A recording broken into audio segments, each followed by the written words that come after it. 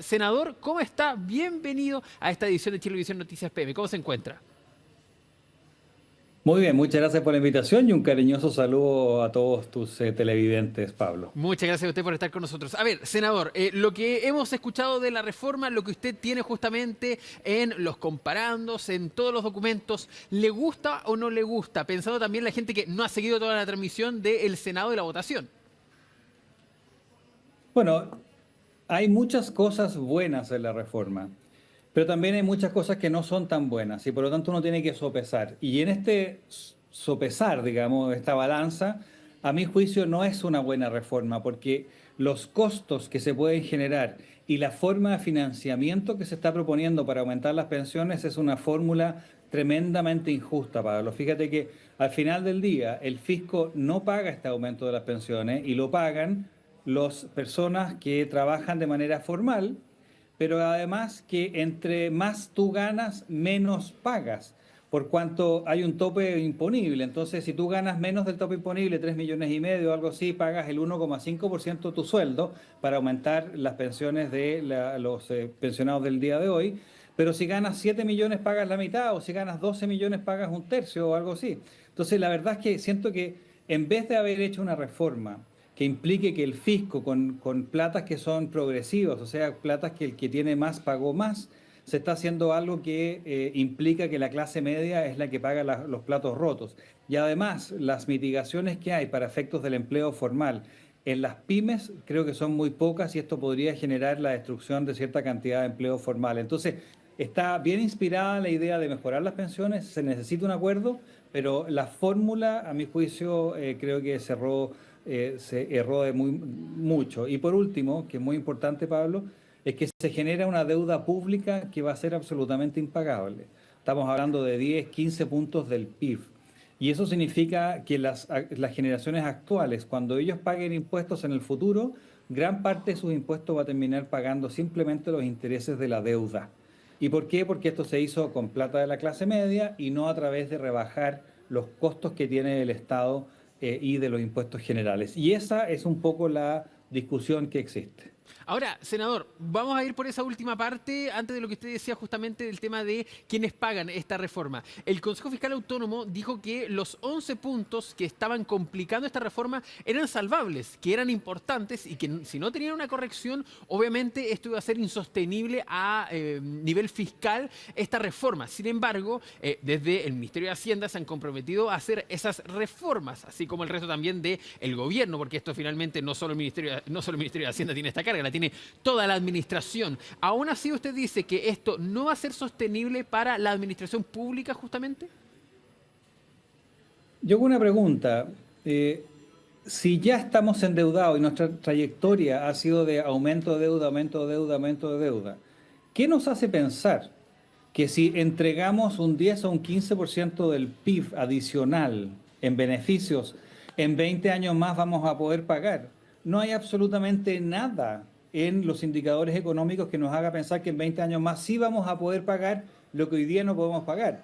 Es efectivo que lo que dijo el Consejo Fiscal Autónomo es que si no hacemos nada, la solución de las pensiones va a terminar siendo por el aumento de la PGU, que tampoco es sustentable. Tiene que haber una reforma que implique la modificación del pilar contributivo, o sea, la cantidad que uno ahorra para su propia pensión. Y eso está bien. Pero lo que estamos haciendo hoy día es una partición, 4,5 para efectos de la capitalización individual y Exactamente. cuatro puntos que terminan siendo en el seguro y también en este reparto que se crea. Entonces, ese es el problema que está teniendo la reforma. Y el tamaño de la deuda va a ser gigantesco.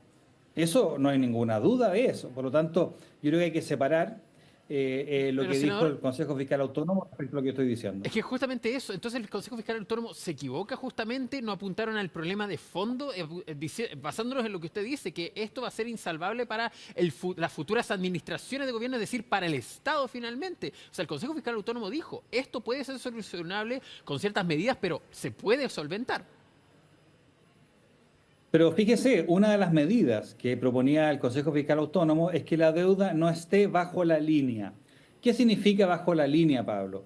es que la deuda tú la puedas ver, porque lo que está haciendo el gobierno ahora es inventar un fondo, ¿no es cierto? Y ese fondo supuestamente no es deuda estatal. Con este fondo se va a pagar, digamos, el préstamo forzado a la clase media, ¿no es cierto?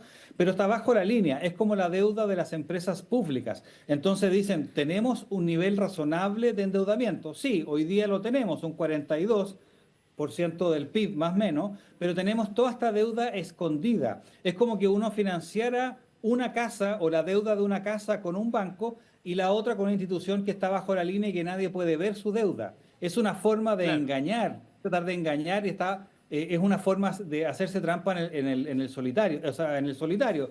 Y por supuesto que una cosa es que el fondo sea viable o no, pero otra cosa es que alguien va a tener que pagar una vez que ya se termine supuestamente el préstamo después de los 20 años. Y esas cosas fueron claramente establecidas. Ya, y siguiendo esa misma línea, no me quiero volver a lo de las reparticiones justamente, y usted decía que quienes pagan este aumento, pero lo que usted decía justamente acerca de este préstamo, la diputada Gail Jomans dijo, tal vez en esos 20 años este préstamo no vuelva a la gente, sino que vuelva a un fondo solidario.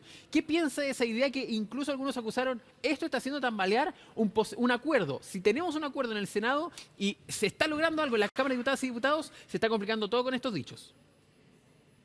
Pero imagínese, Pablo, hace un tiempo atrás tuvimos un problema grande que fue la pandemia, pero con la pandemia se justificaron todos los retiros de pensiones, retiros que eran platas de los ahorrantes. ¿Qué va a pasar cuando tengamos algún problema en el futuro y haya un fondo ahí redondito de 40 billones de dólares? Y resulta que una gran parte de la izquierda considera que no es propiedad de los ahorrantes, que tiene que ir al que ellos llaman de manera eufemística seguro social. Es obvio que la posibilidad de que se lleven, como en buen chileno, topón para adentro toda esa plata es muy alta. Basta que simplemente cambien las mayorías una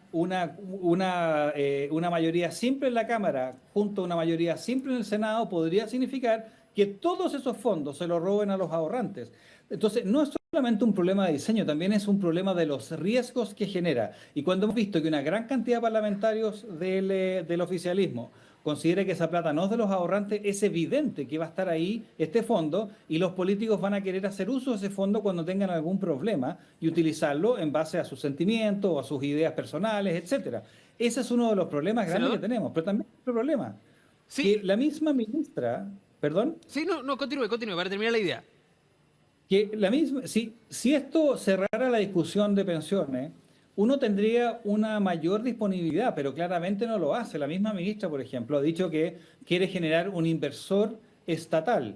Y eso está bien, pero un inversor estatal en el contexto de una licitación de carteras antiguas, o sea, de los pensionados que ya están o de los ahorrantes que ya están en la AFP, podría significar la expropiación de los fondos que ya existen y no solamente de los fondos que ya vienen, porque el Estado podría competir en desigualdad de condiciones con el sistema que existe hoy día. Entonces, tenemos que darle competencia al sistema, pero si nosotros hacemos estas reformas como se está planeando, resulta que uno siente que todo se está abriendo la puerta para que el Estado pueda tener injerencia en todo. Primero, el Estado va a invertir Sí, este fondo. senador, Segundo, perdón. sí, lo que pasa es que hay varios puntos justamente que usted está diciendo que deben ser corregidos, que deben ser cambiados sí o sí. El Partido Social y Cristiano tiene 3 diputados, si no me equivoco, estaba revisando justamente 3 diputados para poder tal vez llevar esa discusión. Ustedes plantean, por ejemplo, poner alguna indicación, una indicación va a llevar esto a comisión mixta, incluso si es que, ¿cómo se llama? Si es que sigue avanzando. Pero van a poner alguna indicación si es que el proyecto sigue avanzando porque va a llegar a la Cámara de Diputadas y Diputados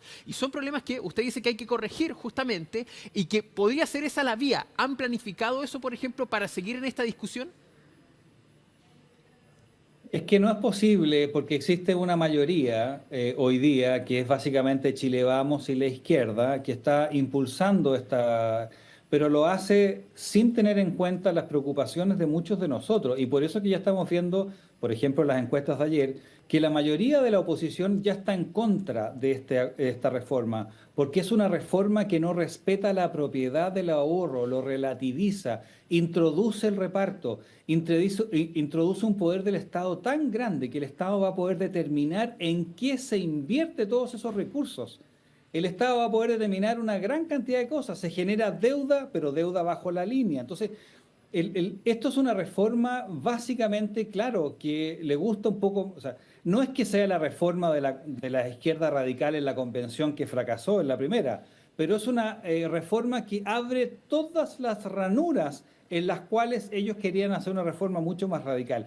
Y de ahí es el problema. Una de las ranuras, Pablo, lo que tú decías, es que mucha gente del gobierno, del Frente Amplio, como la diputada Gael Llomans, no considera que los ahorrantes son dueños de sus ahorros. Entonces, para ella es justo ir y tomarse toda esa plata, quitársela, robársela a las personas que trabajaron y ahorraron y gastarla en lo que ella buenamente quiera. Sí. Entonces ahí se empiezan a crear los problemas y hoy día cambiarlo es imposible. Por eso es que no nos queda más alternativa que votar en contra. Ahora, también, senador, hay que dejarlo claro, se hizo una reforma acordada con Chile Vamos, con la oposición, para que fuese incluso tema constitucional que esto estuviese por escrito de que los fondos son de los cotizantes. Entonces eso ya se compensa con que el texto dice eso, así que no se puede cambiar finalmente, sino que tiene que venir una reforma No, constitucional justamente para hacer. Se había hecho un acuerdo así finalmente para que no siguieran, por ejemplo, los retiros. Ahora, senador, usted apuntaba, por ejemplo, al tema perdón, de... pero no se llevó Sí, a cabo. bueno, Perdón, no se llevó a cabo. Nosotros negociamos eso en el primer retiro durante el sí. gobierno del presidente Boric, que se puso el retiro. Me tocó a mí llevar esas negociaciones como ¿Y qué pasó expresidente en entonces en ese esa minuto. discusión? Es que nunca se ha aceptado la propiedad de los fondos. Hoy día, por ejemplo, en esta reforma, cuando se habla del fondo que se está creando, nunca se permitió generar la idea de que el propietario es la persona que ahorró. Simplemente se genera una deuda con una garantía parcial del Estado. Lo hacen así para no tener que ponerlo sobre la línea, o sea que no se sepa que el Estado está endeudado. Por lo tanto, se tomaron todas las precauciones para que no se diga quién es el dueño de la plata en este fondo. Y por lo tanto, ese es uno de los motivos por los cuales nosotros decimos, ¿sabe qué más? Esto lesiona la idea de que esto es propiedad del ahorrante, y me refiero a este 1,5%. Sí. Pero además, en el otro, en el seguro, también no queda claro si es que se gasta menos en el seguro si se va a devolver a los cotizantes. Eso es probablemente simplemente esa plata se queda del Estado. Entonces esta reforma previsional también es una pequeña reforma tributaria Sí, encubierta. senador, hay que ser justos también. Cuando se ha dicho, vamos a subir un poco los impuestos por terremoto, por alguna calamidad en nuestro país, nunca se vuelve a eso. Así que sus palabras tienen al menos algún sustento. Senador, también usted apuntaba a este aumento en las cotizaciones. Usted decía lo va a pagar la clase media. Sin embargo, son las empresas las que tienen que poner, los empleadores, ¿cómo se llama? El empleador es el que tiene que poner finalmente este monto extra de cotización. Sin embargo, se ha apuntado al tema de las pymes. Se les entregó la información de cuántas pymes verían afectadas sus ganancias, sus ingresos, cualquier otro dinero para poder solventar finalmente este aumento de las cotizaciones, o son cifras que se calcularon hacia la rápida debido también al rápido avance en las comisiones. Pablo, todo se hizo a la rápida, porque claro, es efectivo que se lleva un año discutiendo la reforma de pensiones en el Senado, eso es verdad. Pero el acuerdo se llegó el 15 de enero, entonces tú tienes que evaluar el efecto de las materias que se proponen en base a un acuerdo concreto. Y esa evaluación no se hizo. Y quiero decirte que ahora los senadores estamos votando. Y resulta que el informe de la Comisión de Hacienda con las materias más importantes nos llegó ayer a las 10:40 de la noche. Un informe de 700 páginas en que cada página tiene una propuesta que tiene consecuencias. Yo le aseguro que el 80% de los senadores no tiene idea lo que está votando. Y se lo digo con toda claridad. Cada una de estas medidas tiene efecto. Por ejemplo, se reduce el encaje. ¿Eso qué quiere decir? Que las AFP van a poder retirar los ahorros que hoy día tienen en conjunto con los fondos de sus afiliados. O sea, un dulce de 1.800 millones de dólares Senador. que se le hace... ¿Perdón? ¿Sí? Sí, es que dado eso, dado esta discusión que se ha prolongado por un año, dado que hace 10 años se viene hablando justamente de este tema, de que hay una reforma a las pensiones, que tenemos que avanzar en esto, ¿no hay alguna autocrítica desde el mundo político en decir, ¿saben qué? Nos enfocamos en otros temas y no en lo concreto finalmente? Porque usted lo decía, y eso es verdad, es un acuerdo que se logró muy rápido y que tuvo poco tiempo para ser analizado, pero no es un acuerdo del que se viene hablando desde principios de enero justamente, sino que se viene hablando desde hace un año, con equipos técnicos, con comisiones, con reuniones, por ejemplo, en el Ministerio del Trabajo, con incluso a veces censuras. No, esta ya no es una interlocutora válida, por ejemplo, con la ministra del Trabajo. Dimes y diretes desde la política. Claro, y por eso es que se ha hecho a mata caballo, porque efectivamente el acuerdo salió hace unas semanas atrás. Entonces es muy difícil para nosotros saber cuáles van a ser los efectos. Déjeme darle otro ejemplo. Cuando usted sube la cotización, hace más difícil emplear de manera formal porque encarece el empleo. Hay un informe de productividad que hablaba de que se podían generar una pérdida de 600.000 empleos formales de los 5 millones y fracción que existen en Chile. Imagínese ese efecto. Yo sé que hay una gradualidad, pero ese efecto usted lo puede revisar en 5 minutos o en 2 horas. La verdad es que es un efecto muy grande. El tema del encaje también.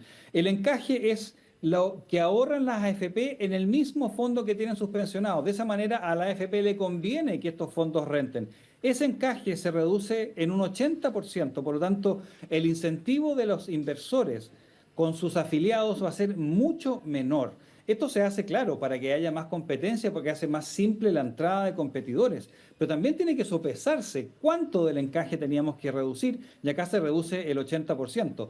O los portfolios o las carteras que hoy día ya no lo van a determinar los inversores, o sea, ¿qué se invierte? Esto lo va a determinar un organismo público político que va a obligar a los inversores a invertir en determinados activos. ¿Se da cuenta el poder estatal que puede significar eso? Claro. Bueno, cada una de esas medidas, le doy algunos ejemplos, Sí. tienen que revisar. Bueno, es parte también de lo que va a seguir en discusión. Usted lo decía, senador, esto es algo que se revisó rápido y rápidamente tiene que llegar a la Cámara de Diputadas y Diputados para que se logren los acuerdos. El gobierno ha dicho antes de marzo, vamos a ver cómo sigue avanzando. Senador, le queremos agradecer por la conversación aquí en Chilevisión Noticias. Senador Rojo Edwards del Partido Social Cristiano, muchas gracias. Bueno, esperemos que siga rápido la votación y que ojalá no se tengan que extender tanto en el trabajo. Muchas gracias por el contacto. Muchas gracias.